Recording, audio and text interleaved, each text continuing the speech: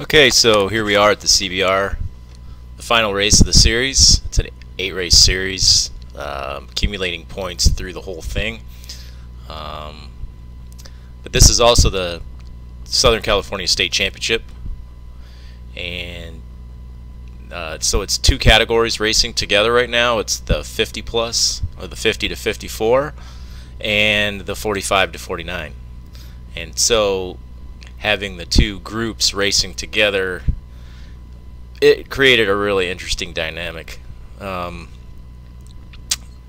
There was quite a few really strong racers that showed up. Hit Squad, Monster Media, Methods to Winning.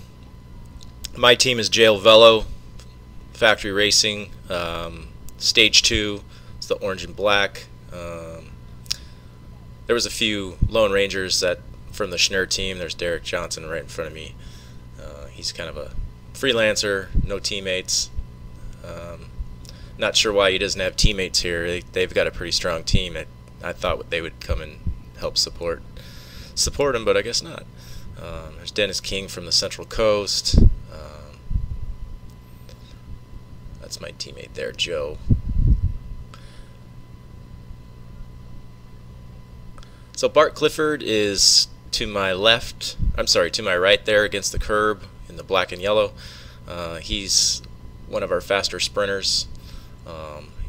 He's just came back from Toad and won the series over there, won quite a few stages. Actually, oh, that's John Lance. They look a lot alike on the bike. Sometimes I have a hard time telling them apart. Johnny Lance, he's one of our strong 45 plus racers. He's got a good finish. He's going for the 45 to 49 state championship, and then Bart will be going for the 50. Dave Holland is our other sprinter on the team. Really strong, really fast lead out man, but he also packs a really strong sprint. So since I am not a Southern California rider, this is not my district. I've already raced the NorCal championships. I'm going to be teammate today. So my job is to make sure that none of the dangerous 50 plus guys get away. Ryan Dorse is also one of our strong 45 plus racers, and he's in this race as well. We kind of, our goal as a team was to try to bring it back together for a sprint. It suits our team the best. We don't really have any strong breakaway guys that can just ride off the front. Most of our guys are hard, strong riders, and then some sprinters. So we want to keep it together, and we're hoping that Methods to Winning, which there's Sharon Smith right in front of me there, probably the fastest sprinter in the country for his age group or any age group. So he's covering that move right there. That move is a dangerous move because it has Randall Coxworth in it, who's a really strong rider from Monster Media, and so I've got to get to the front and bring this back because if he gets away, then he's a state champion, and then my teammate doesn't win. So I'm going to get to the front, and I'm going to pull that dangerous break back, but I want to do it really steady and really slow. I don't want to drop the guys behind me and end up by myself bridging, because that doesn't do us any good. If that was just a regular race, then that would be a good move, because then I could get up there and sit on. But since it's a state championship, I want my sprinters to be able to have a chance. So I'm going to peg this back and keep everybody together. Sharon definitely didn't want to let that group get away. That's a dangerous move. He's very motivated to win this race. He's got a few teammates. He's got Jason Meidoff, who is a track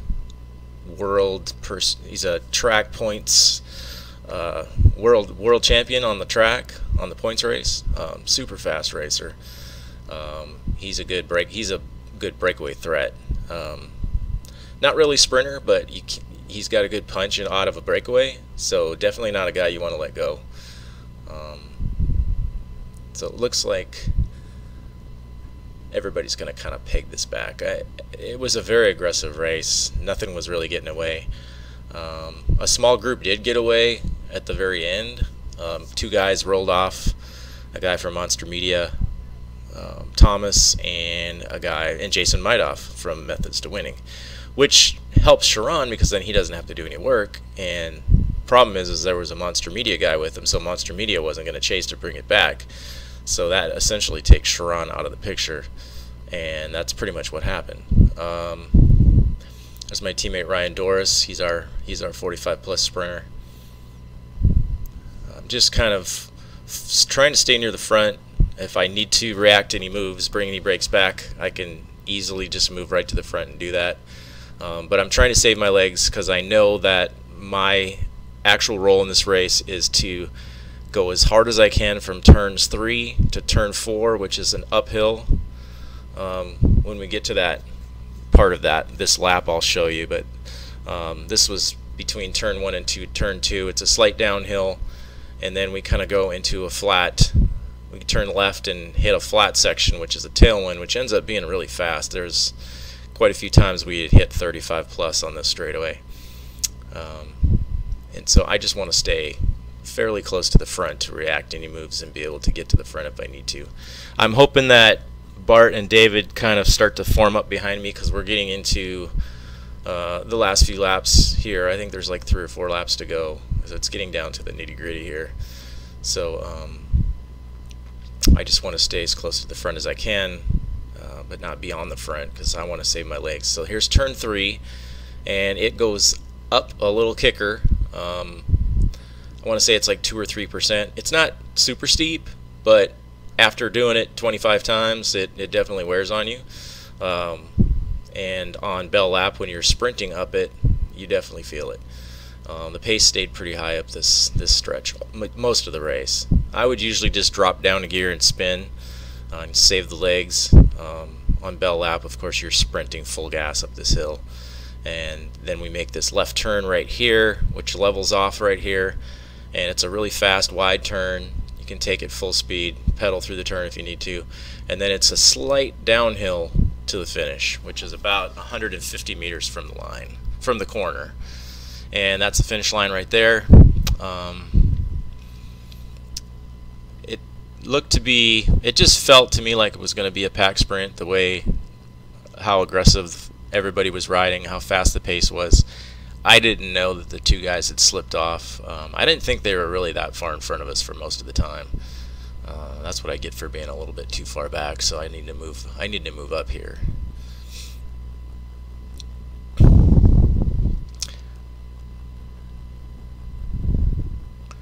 I was usually able to move up pretty easily on the inside here, and I would just slide past as many guys as I could and then just take this inside line. And then as soon as we made this turn, I could move up the side of the pack because it was a tailwind. Didn't really have to burn too many matches to move up.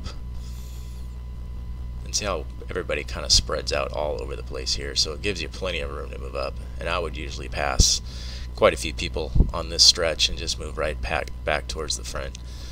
And then I need to slide over here because everybody takes this turn really sharp into this apex, and it's easy to get pinched. And so, yes, there's Pishan there from Methods to Winning. He's one of their strong lead-out guys for Sharon. He had been doing a lot of work in this race to bring back brakes. He's really turned into a really strong rider. So I want to bring this back, keep it stitched up. The field's all right on my wheel, so we're all back together. I think there's going to be 2 laps to go here.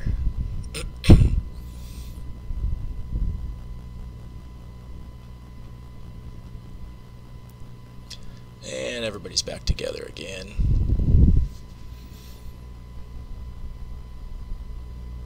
There's no real cohesiveness. There was no real lead-out train. It was more of guys going off the front. As soon as they'd get caught, another group would go. The next race, which was the 35 and 40s, which the two big clash of the Titans was Monster Media and Methods to Winning, and that ended up having just a battle royale in the last lap, which I'll post later.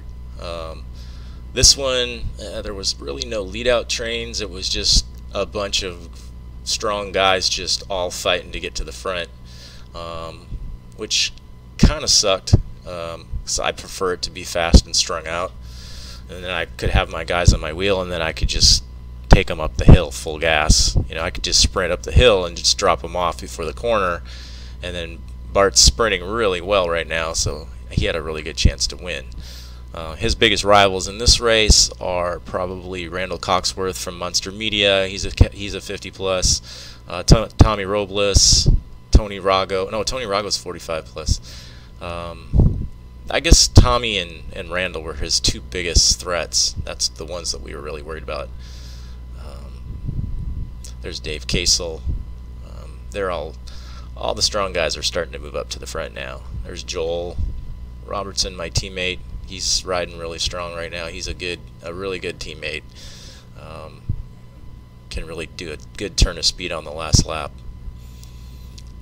I'm hoping to see more of my guys at the front. They're starting to move up, so getting together and getting organized is the tough part when you have all these guys bunched up like this. So I'm kind of I want to stay to the outside as much as I can so I don't get boxed in, because that's when it gets a little tricky, which is kind of what happens to me on the last lap, as you'll see. So there's John, there's Saul, my other teammate to my left. Saul's another guy who can just get to the front and drill it, so I'm just hoping that we all kind of get organized here, because it's starting to get a little chaotic. And the pace has been pretty high, so it's not easy to just get everybody up to the front.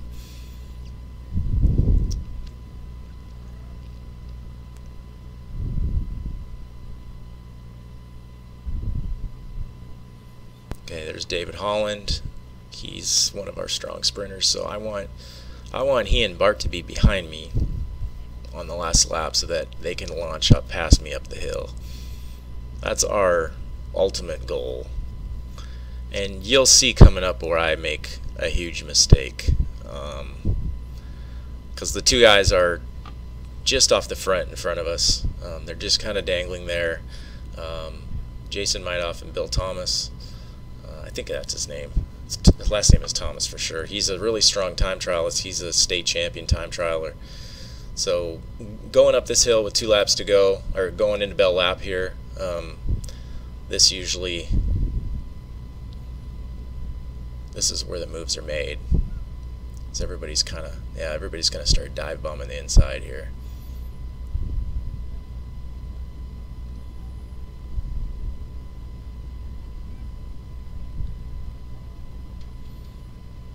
So it's a good pace, but it's not a super fast pace.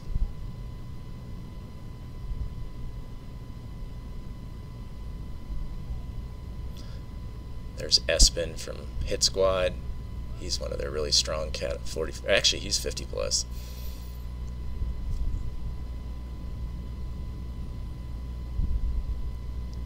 There's Joel coming inside there.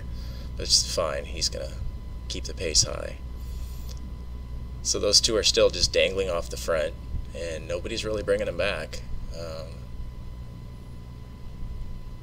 There's Monster going to the front, so they're actually not going to be chasing. They're actually going to be kind of just riding tempo because they want their guy to get away. So we still have 1 lap to go. I was wrong on the lap cards there. This isn't Bell Lap. This is going into Bell Lap. So this is like 1.5 laps to go. Yeah, see, guys are really starting to bonsai the front now. There's Bart. There's my sprinter. So he's in front of me, which is okay because he wants to stay near the tip of the spear and be in the front. I'll catch him. I'll get past him, and then he can latch on to me as we get up and going into the Bell Lap. So no need to panic. Gotta use your watts wisely, and luckily I had very good legs today, so I was able to put in some good turns of speed and bring quite a few brakes back, and still have something left for this last lap lead out. So now we're coming into Bell Lap. So I've got to get back up towards the front and try to get my guys on my wheel. I don't see any of my other teammates at this point. I think they're all behind me. So I'm just going to have to take the bull by the horns. There's Bart to my right up in front. I'm going to go by him right here, let him know. And there's Ryan all the way over to the right, so I let them know. There's the two breakaway guys right in front of us. So right here, I should have realized that these guys aren't chasing and we're not going to get them back, and I should have just stomped on it and just brought them back and kept it strung out, because I could have easily ridden a hard pace to the base of the hill, but then I wouldn't have had anything left to do a lead out. But as it turns out, Jason Midoff stays off and ends up winning, so it's kind of pointless. So I get boxed in really bad here. I was just getting ready to go, and I just get completely boxed on both sides. And they're not going fast enough. 29 miles an hour on Bell Lap is not fast enough to bring back Jason Midoff and Thomas, because they're probably rolling 33 right now. So our only chance to get them is to just sprint full gas up this hill. I'm just trying to get out, and I'm hoping those guys are on my wheel. There goes Eric Bierman. Bonsai's the inside there and just is flying. Aaron Gadia is up front. You're going to see a pretty nasty crash from him right past the finish line. So as soon as he crosses the finish line, he's the guy right in front of Chris DeMarchi. So I want to sprint up to Chris DeMarchi right here. We're doing 36 miles an hour up the hill, which is faster than I ended up doing in the sprint. I'm hoping Bart and David are on my wheel. We round this corner, and I just want to stay as close to Chris as I can, hoping those guys will launch off me. I kind of ease up right here, thinking that they'll go, and it ends up now. Watch the crash right there. Aaron Gadia goes past the start-finish and then just kind of stops sprinting.